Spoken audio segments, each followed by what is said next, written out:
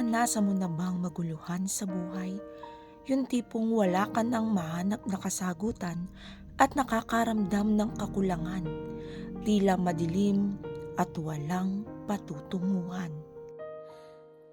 Lead me, Lord, lead me by the hand and help me face the rising sun. Comfort me through all the pain that life may bring.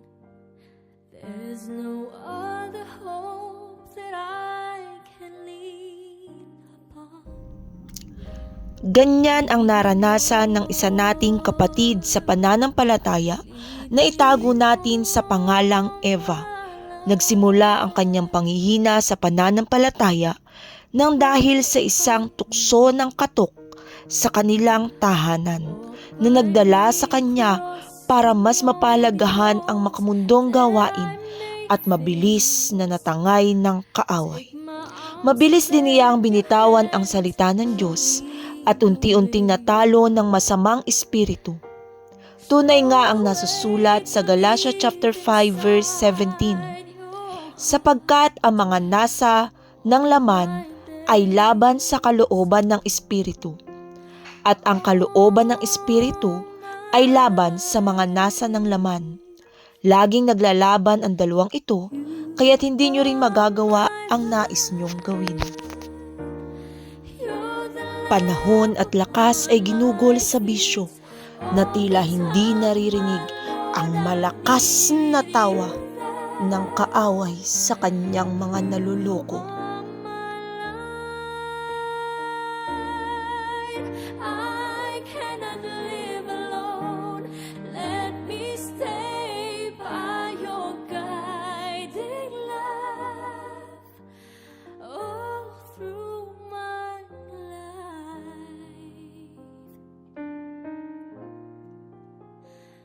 Lead me, Lord. Lead me, Lord, even though at times I'd rather go along my way. Help me take the right direction. Take your road. Lead me, Lord, and never leave my side. All my days, all my life,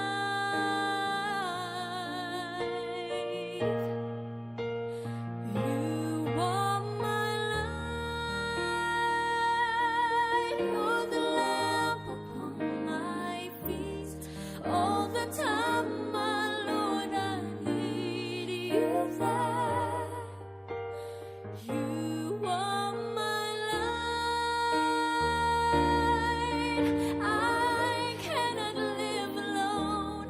Let me stay by your guiding light. Sa bawat hit-hit ng sigarilyo, sa bawat udyok ng kabarkada, ay mas lalo niyang nakalimutan ang buhay na ipinagkaloob sa kanya ng Panginoon.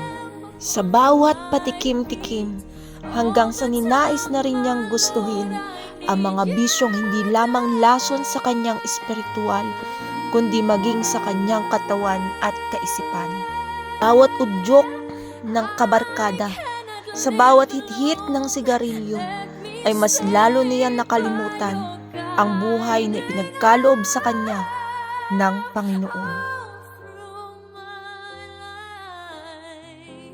All through my days, oh, lead me, Lord. Comfort me through all the pain that life may bring.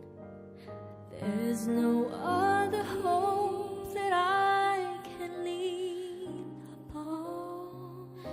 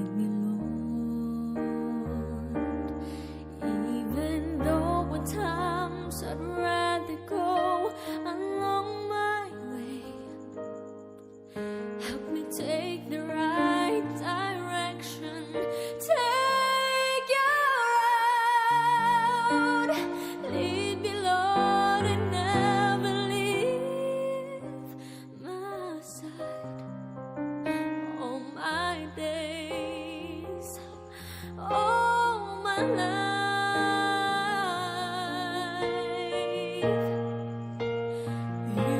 are my light. You're the lamp upon my feet.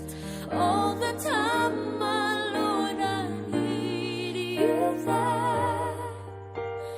You are my light. Sa kabila ng karumihang kinasadlakan, hindi hinayaan ng Panginoon na maagaw siya ng kasamaan at manatiling walang direksyon ang buhay. Sa kanyang salita, ang lahat ay nabago.